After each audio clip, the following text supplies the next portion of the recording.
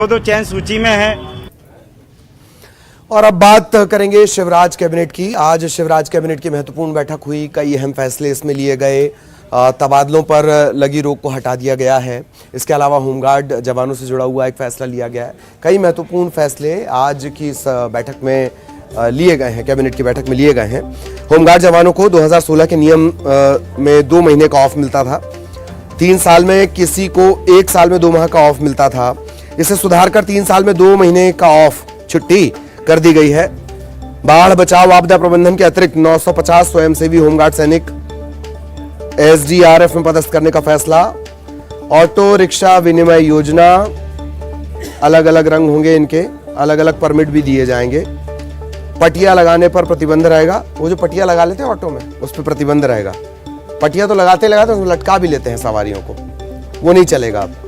इसके अलावा भगवान बिरसा मुंडा स्वरोजगार योजना, टंटिया मामा आर्थिक कल्याण योजना, मुख्यमंत्री अनुसूचित जनजाति विशेष परियोजना, वित्त पोषण परियोजना, बालाघाट के रामपायली में बनने वाले डॉक्टर हेडगेवार स्मारक की जानकारी डॉक्टर नरोत्तम मिश्रा ने दी है। कैबिनेट में जो हमारे होमगार्ड के जवानों में विसंगति थी, वो विसंगति जो 2016 के नियम में थी कि 2 महीने का जो ऑफ मिलता था, कुछ लोगों को 3 साल में 2 माह का था, किसी को 1 साल में 2 माह का था। आज कैबिनेट के द्वारा उस विसंगति को दूर करके 3 साल में 2 माह का उसे कर दिया गया है। कारम डैम लीकेज मामला, कांग्रेस इसे छोड़ना नहीं चाहती। यही वजह है कि आज ईओडब्ल्यू के दफ्तर पहुंच गई। कांग्रेस का यह कहना है कि अनियमितता का यह मामला है, ईओडब्ल्यू को इस मामले में जांच करनी चाहिए। बांध के निर्माण में करप्शन हुआ है, ईओडब्ल्यू के डीजी को ज्ञापन सौंपा गया है। डैम में जो भ्रष्टाचार हुआ है, जिस तरीके से घोटाले हुए हैं और जो एजेंसीज थी उनने जिस तरीके से घोटाला किया है, हमारी मांग जो हम आए हैं आज करने, वो हमने दिया है उनको। और ईओडब्ल्यू से हमने मांग करी है कि ये जल्द से जल्द इस भ्रष्टाचार का खुलासा करें, क्योंकि ये अगर ये घोटाला खुलेगा नहीं तो आगे मध्य प्रदेश की सरकार आगे और बढ़कर भ्रष्टाचार करेगी। और आप देख रहे हैं 600 करोड़ के, उसके बाद 300 करोड़ के, ऐसे कई घोटाले हैं जो ये दबाने चाहेंगी। तो हम आज ईओडब्ल्यू में खड़े होकर और यहाँ पे हमारे साथियों के साथ मांग करने आए और हमने मांग करी है कि जल्द से जल्द इस पर कार्रवाई हो।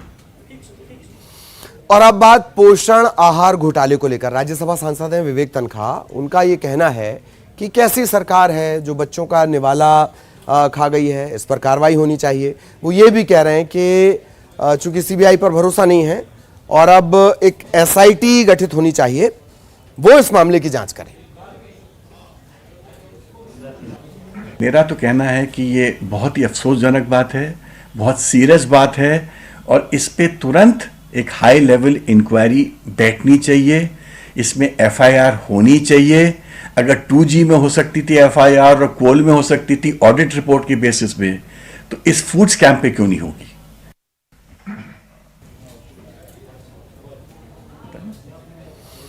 और अब बात नगर निगम की बैठक की करेंगे। भोपाल नगर निगम की बैठक हुई और पहली बैठक थी, और जाहिर तौर पर नगर निगम की बैठक हो, हंगामा ना हो, ऐसा होना मुमकिन नहीं। लिहाजा ये बैठक भी हंगामे की भेंट चढ़ गई। निगम की ये बैठक, महत्वपूर्ण बैठक, भोपाल नगर निगम परिषद, टैक्स के मुद्दे, जोन समितियों का गठन, इसे लेकर कांग्रेस ने हंगामा किया। थोड़ी देर के लिए कार्रवाई रुकी गई, फिर कार्रवाई शुरू हुई, फिर हंगामा। सड़क, सीवरेज, टैक्स, ऐसे मुद्दों पर हंगामा हुआ है।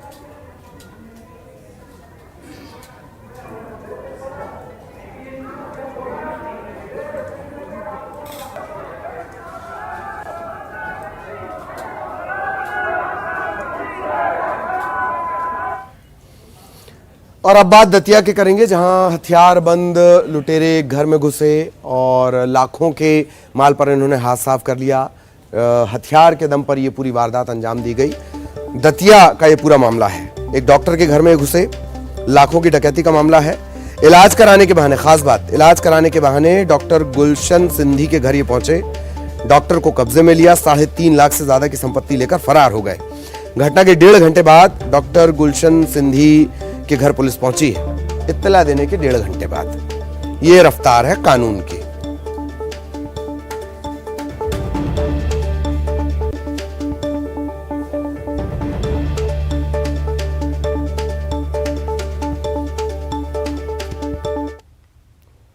और इसी बीच बड़ी खबर भिंड से न्यूज 18 की खबर का बड़ा असर हुआ है। विवेकानंद कॉलेज में सामूहिक नकल का यह पूरा मामला है। एलएलबी की परीक्षा में खबर का असर हुआ है। विवेकानंद कॉलेज में सामूहिक नकल का यह पूरा मामला एलएलबी की परीक्षा में नकल हो रही थी, जहां पर न्यूज 18 की खबर का असर हुआ है। कलेक्टर सतीश कुमार ने सख्ती दिखाई। कुल सचिव जीवाजी यूनिवर्सिटी को कार्रवाई के लिए पत्र लिखा है। अतिरिक्त संचालक उच्च शिक्षा विभाग को भी पत्र लिखा गया है। सेंटर निरस्त करने, कॉलेज की मान्यता खत्म करने की अनुशंसा की गई है।